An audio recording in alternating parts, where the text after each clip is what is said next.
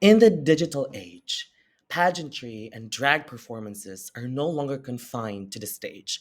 They also spill into online spaces where audiences actively negotiate meaning, legitimacy, and cultural authenticity.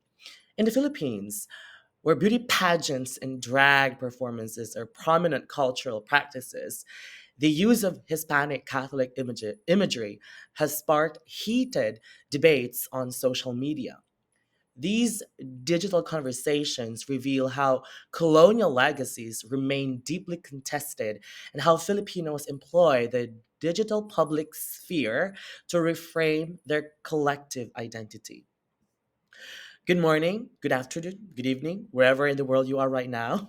Bonjour, maupay nga adlaw, haiyong nga tanan. My name is Gian Paulo Paglinawan. I am an assistant professor at the University of the Philippines, Tacloban College, teaching in the BA Media Arts program.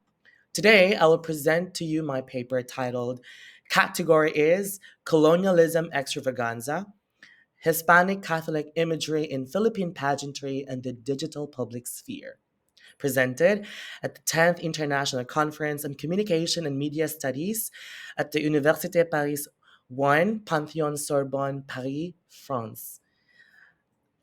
So let's start. Um, this paper investigates how colonial symbols, specifically Hispanic Catholic images, are received and reinterpreted in Filipino pageantry and drag within the context of the digital public sphere. So the central question of my paper is how does the incorporation of Hispanic Catholic imagery in Philippine pageantry and drag become a contested commemoration of colonial legacies within the digital public sphere, and how does it reflect post-colonial rearticulations of Filipino identity? To address this, I examined three cases, which I will be discussing later. And also in the paper, pageantry includes drag, not just beauty pageants, but also drag performances, drag, all everything that the activities that you do for drag art. So to answer this question, I draw on the post-colonial theory, which highlights the colonial encounters that continue to shape identity, and the concept of the aesthetic public sphere, which focuses on how culture becomes a site of democratic critique. So crucially, my study, situates these performances within the digital public sphere where online publics actively debate what counts as authentic or offensive representation. Understanding Filipino post-colonial identity in the context of pageantry and drag requires situating it within the legacies of the Spanish colonial rule. So the post-colonial theory, for example, provides the lens to interrogate how symbols introduced by colonization, such as the Catholic imagery, are reinterpreted, rejected, or reclaimed. As Edward Said, notes that post-colonial approaches challenge dominant narratives by foregrounding, the perspectives of the colonized, offering more inclusive categories of analysis. So this study employs post-colonial critique to highlight how Spanish colonial encounters continue to shape Filipino cultural expression, particularly in the contested use of Catholic images or imagery in pageantry and drag. Pageantry, in this sense, becomes a site where Filipinos negotiate contradictory legacies of colonial history and assert their own narratives of identity. While the aesthetic public sphere, these negotiations unfold most visibly in the digital public sphere, like Jonathan Roberge described. The aesthetic public sphere is the space where criticism and cultural debate shape collective identity. So in the Philippines, this sphere is amplified through social media platforms like X, or formerly Twitter, Instagram, and TikTok, where audiences are not just passive consumers but active participants. So they critique, defend, or reinterpret performances, intervening directly in the meaning-making process. So online criticism allows Filipinos to talk back to cultural producers, including the beauty queens, drag artists, thereby authenticating or contesting representations of identity.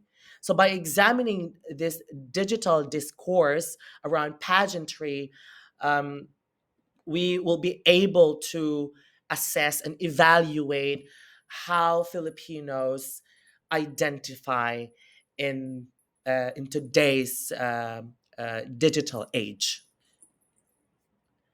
Now, methodologically, I use qualitative interpretative analysis. So I examined three case studies, like I've mentioned, and each of which circulated widely online. So, for example, a drag costume paying homage to colonization, or these Marian inspired national costumes in Miss Philippines, and lastly, this highly controversial drag performance of the Lord's Prayer. So I analyzed not only the performances themselves, but also their digital reception, how the netizens responded on the different social media platforms. So the analysis focuses on two dimensions. One is the cultural production through the visual and performative elements of costumes and performances. And second, the cultural reception through the comments and the public discourse.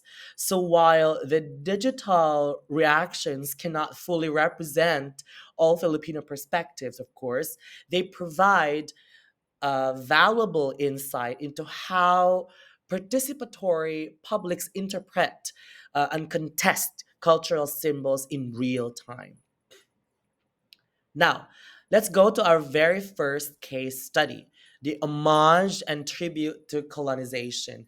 As you can see in these images, the picture on the left is from a drag celebrity named Ina Evans. As you can see in the caption, let me read: paying homage to Magellan's arrival in the island of Cebu in 1521 and introduced Christianity. The red cape symbolizes the bloody Battle of Mactan, while the design of the gown symbolizes the paintings in the churches that Catholicism built. Now, presented as an homage to Spanish colonization, this costume sparked backlash, especially from women and LGBT people. Critiques argued that it glorified the very institution that oppressed, the natives, women, and even gender nonconforming people. So online audiences, later I will show you, rejected the performance's framing, showing how homage to colonial conquest is unacceptable, and very unacceptable, in this digital public sphere. On the right side, it's a national costume of a Miss World Philippines contestant, where it the caption reads as, it's celebrating 500 years of Christianity. Now, netizens described it as ignorant of colonial cruelty and critiqued its Eurocentric aesthetics, as you could see in the makeup of the beauty pageant contestant. White skin, blue contact lenses, blonde hair. This repetition of such debates, signals a broader cultural pattern when colonial symbols are staged as tributes. Now, Filipino digital publics mobilized to reject these ideas, and insisting instead on recognition of pre colonial heritage and post colonial critique. Some of the reactions are like this. So some say, why were you paying homage to our colonizer? You probably missed your history classes. Some would say, paying homage to Catholicism's arrival in the Philippines, knowing that it is one of the most weaponized, contexts against LGBTQIA plus. For context, we have been fighting for the sexual orientation, gender identity and expression bill, anti-discrimination bill, but it has always been rejected for almost 30 years. So a lot of netizens from the LGBT community, for example, are um not happy about the kind of presentation and description of this colonization inspired drag costume. Also, with the same reaction to the second costume of the Miss World Philippines, though they say it is aesthetic, but do we just remain in the aesthetics, or do we need to dig deep into how these aesthetics actually present the kind of post-colonial identity we have as Filipinos? Now, let's go to okay, so let me show you some of the reactions of the tribute to colonization of the second drag costume I showed you. One here says, it romanticized colonialism, and these two opposing comments. One says the depiction is great, beautiful, but the others would say it is romanticizing colonization. Now, our second case study is, depicting the Virgin Mary as the ultimate symbol of a woman. So this is from Gabrielle Basino, a contestant of Binibining Pilipinas or Miss Philippines, where she dressed as the Virgin Mary. Now, this is very important because in the Philippines, the Virgin Mary is an icon, a cultural icon as well. So while the netizens, condemned or not condemned, but critiqued the homage and tribute to colonization, the costumes that pay tribute and homage to colonization, this particular depiction is received differently. In the Philippines, in the Virgin Mary is not only a spiritual figure, but also, again, like I've mentioned, an ultimate symbol of a woman because it's an archetype of purity, compassion, and maternal care that resonates across religious and cultural life. Thus, when contestants like Gabrielle Bashano and another Miss Philippines contestant, present themselves as the Virgin Mary, the reception is overwhelmingly positive. Now, if you notice, the digital publics praise these presentations for their reverence and elegance.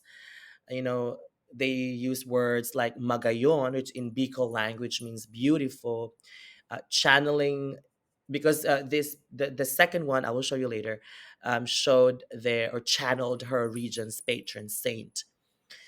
So unlike Ina Evans and Tracy Maureen Perry's homage and tribute, which were read as romanticizing colonialism, Marian depictions were framed as authentic expressions of faith and cultural pride. So this illustrates how the digital publics differentiate between colonial power symbols associated with oppression and religious icons that have been indigenized into Filipino cultural traditions. So let me show you a video.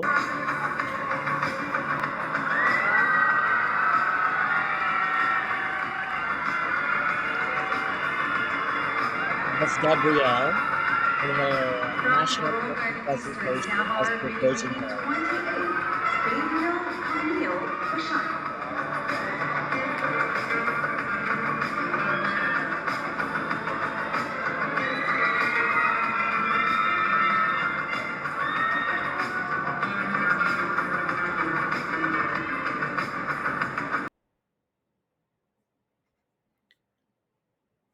Right. And then these are other examples. Oh, the picture on the left is the other Filipina contestant in the Miss Philippines beauty pageant where she channeled her region's patron saint, which is also related to the Virgin Mary. Now, outside the Philippines, on the second picture here on the right side, you know, Catholics and other former Spanish colonies also venerate the Virgin Mary as a central religious and cultural figure. In the Dominican Republic, for example, the Miss Universe contestant Kimberly Castillo portrayed Virgen de la Altagracia, the country's patroness, in her 2015 national costume presentation.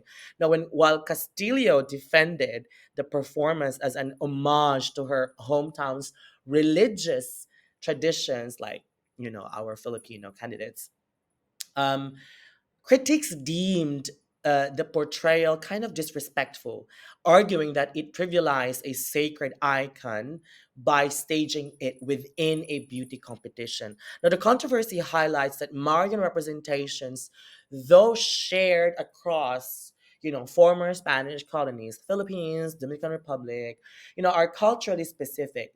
So, what is celebrated in one national context may be seen differently in another. So, this comparison also underscores how the meanings of colonial religious symbols are not fixed but negotiated differently across digital and cultural publics. And the comparison are negotiated. This comparison shows us that symbols are negotiated differently across digital and cultural spaces, shaped by local histories, devotional practices, and also sensitivities toward colonial memory. So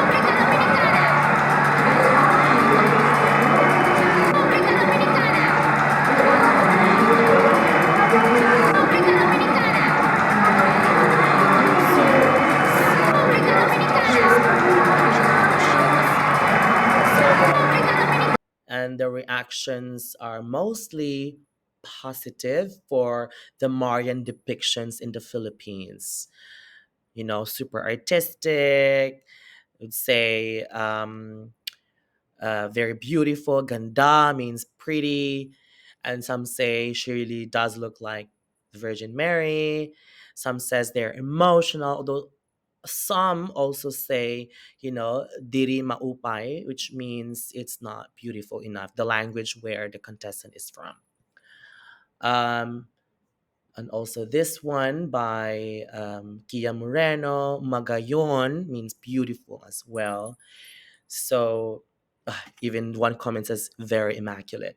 So unlike the first case study, the depictions of the Virgin Mary in our second case study, um, the reactions are overwhelmingly positive.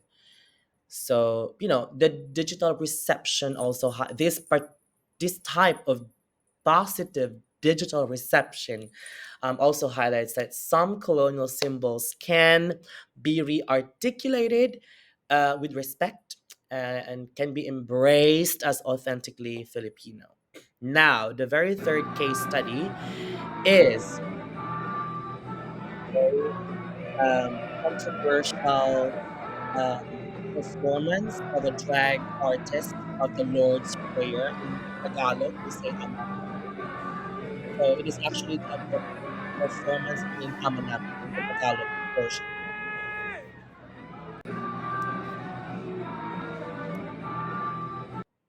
So as you can see in the caption here, one publication online says, I mean, the reaction online from an article that I have captured here. Drag is art, art is expression, but it shouldn't be disrespectful. Prayer is not entertainment. The mass is not a costume party. The church is not a club. So let's talk about the reactions. Here, the colonial religious imagery of Jesus Christ was, radically subverted. So by embodying Christ in drag and performing the Lord's Prayer as a techno remix, the drag artist Pura Luca Vega provoked polarized responses, even declaring them as persona non grata from local governments on one hand, and also defenses of queer inclusion on the other side of the debate. This case reveals the symbolic boundaries most heavily policed in Philippine society. Um, so for the third case study, um, Pura Luca Vega opened this um, discussion on where do we draw the line between art and religious freedom. Defenders of the drag artist, framed it as a radical critique. For some LGBTQ advocates, a performance exposed the hypocrisy of a church that preaches compassion yet excludes queer Filipinos. While supporters argued that embodying Christ in drag was not meant to desecrate faith, but to reclaim spiritual belonging for those marginalized by the institutional religion. Now, online debates often juxtapose the performance with the lived experiences of queer Filipinos rejected by Catholic families and parishes, highlighting these emotional stakes, or the high emotional stakes of inclusion and exclusion. From a post colonial perspective, Vega's performance reappropriated a colonial religious symbol not by celebrating or paying tribute or homage or indigenizing it, but by radically subverting its liturgical function. It's important because, unlike Marian imagery, which has been localized and accepted into the Filipino cultural life, the Lord's Prayer remained tied to the institutional authority of the Catholic Church, making its subversion highly transgressive. Now, the polarized responses exemplify the limits of symbolic negotiation. While some symbols can be indigenized, others remain bound to their colonial and institutional weight, generating explosive controversy when reimagined in non normative forms. So the digital public sphere amplified this controversy on TikTok and Twitter and even on Instagram. Hashtags related to this performance trended for weeks, attracting commentary from ordinary citizens, political figures, and church leaders alike. The virality of the performance demonstrates how, the drag performance transformed from a drag number into a national conversation on freedom, faith, and post-colonial identity. Now, more importantly, the case shows that the digital publics are not just passive observers, but again, active participants in defining or redefining which cultural symbols can be embraced, contested, or outright rejected in the negotiation of national identity.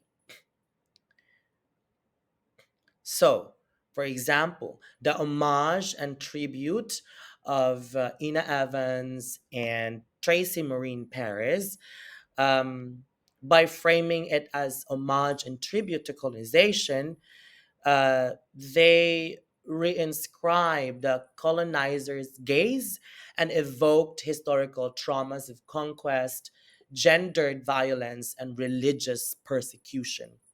So the strong digital backlash, particularly from women and LGBTQIA plus individuals, shows post-colonial publics actively resist romanticized depictions of colonialism, Here, the aesthetic public sphere functioned as a space of critique where the digital audiences rejected the performances, framing, and demanded acknowledgement of our historical oppression.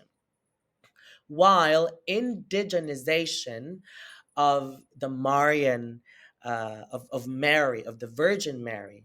These Marian inspired costumes also reveal how colonial symbols can be reappropriated and indigenized.